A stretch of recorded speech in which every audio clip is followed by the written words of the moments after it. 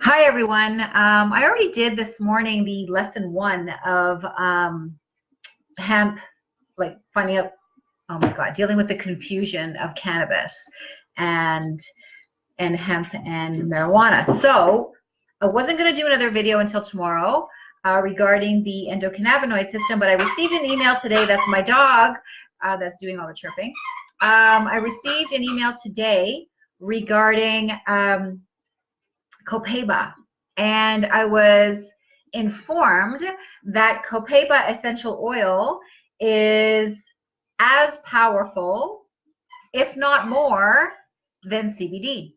So I was like, what? I have to look into this, right? So I have been searching and searching and searching and doing some research, and here's what I have come up with.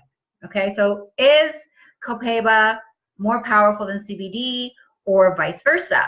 So I'm going to give you what I've decided, what I've found, and let's see what you think. So a lot of the major popular essential oil companies who deal with Copaiba have been saying that it is more powerful than CBD. Okay, so it is an essential oil, Copaiba, and it's found in South America. And it does have therapeutic properties, and it is found in those same therapeutic properties are similar to those that are found in the cannabis oil. Okay, so the CBD oil. I never know if I say that right, but anyway, so the CBD oil. And let's figure out the differences. They're similar, but there's some major differences as well. Okay, so Copaiba is absolutely not a CBD replacement. However, that being said, it is a wonderful, amazing, powerful oil. So let's talk about the differences between Copaiba and CBD. So each of them have their benefits, and we're going to talk about risks and side effects and that type of thing. So Copaiba comes from a Copaiba tree. Copaiba tree. Okay, don't say that fast. And that's in South America. And this tree exudes a resin.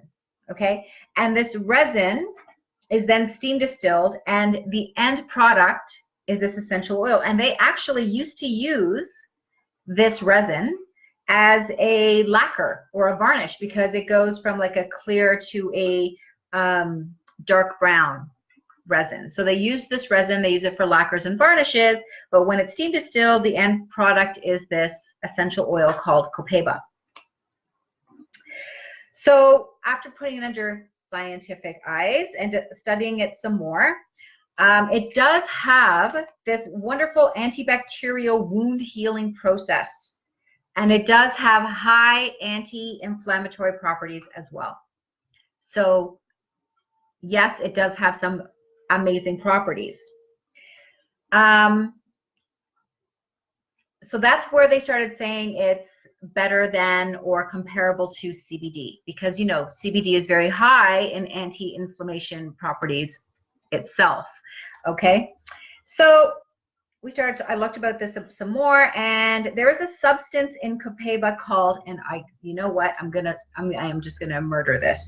It is called beta-caryophyllene. I will spell it in the in the comments so that you can see what it's called. And this beta-caryophyllene is also found in CBD oil as well. Okay, so they both do have this this substance in them. Okay, so cannabis oil is sourced from cannabis sativa. We know that. It's hemp from industrial hemp plants. And CBD is non-psychoactive. It does not trigger a high and give you anxiety or euphoria. It actually can trigger in some people a mild sense of relaxation. Okay, if actually any sensation at all is noticed. The medicinal properties of CBD hemp oil are thanks to both the terpenes and the cannabinoids in it. And it also contains several different compounds, all with unique effects for the endocannabinoid system, which we are going to talk about more tomorrow. So that's this. So what is this beta caryophyllene? Again, I probably murdered it, but that's like, what is that? Okay. So many essential oil websites are actually calling this a cannabinoid. It is not a cannabinoid. Okay, this is false. It's a terpene. It is not a cannabinoid. It is a terpene.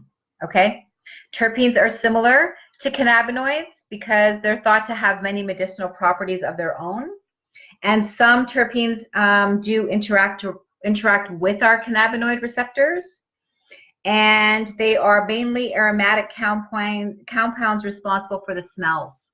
Okay, the odors and the smells coming from the oil. And this beta caryophyllene, I'm just going to call it the BC. So the BC is one of the terpenes that stimulates the endocannabinoid system. And this is why many people have drawn the comparisons between Copaiba and CBD. Okay, so I have heard about this Copaiba a lot. I actually have it here. So there's Copaiba, I have Copaiba, and I've got my CBD, and someone had said to me that this is stronger than this, so I started having to go, yeah, well, I need to look into that. Okay, so this is what I'm finding. Sorry that I can't say all the words right, but Copaiba locks directly into the CB2 receptors, and it is powerful in anti-inflammatory properties. That the Copaiba does, okay, for sure.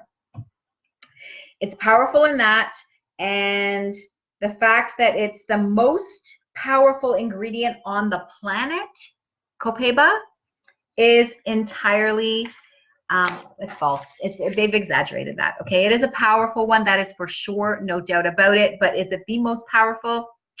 No, that's false, okay?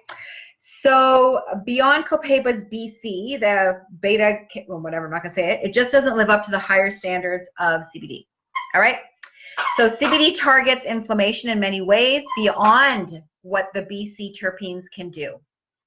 A CBD isolate reduces inflammation in some respects, but its anti-inflammatory capabilities shine through when you're using the whole plant extraction. So of course, a full spectrum CBD is going to be more powerful than a CBD isolate, but a CBD isolate is actually quite powerful in itself as well. So we aren't taking anything away from the isolate, but full spectrum, of course, when you're using the whole plant profile, is going to be more powerful than an isolate. Whole plant CBD oils benefit the synergistic effect between all of the complex compounds like cannabinoids and terpenes and the phytocannabinoids. So really, it's all working together synergistically. So we want to keep that in mind. And various compounds in CBD are stronger when working together than separately.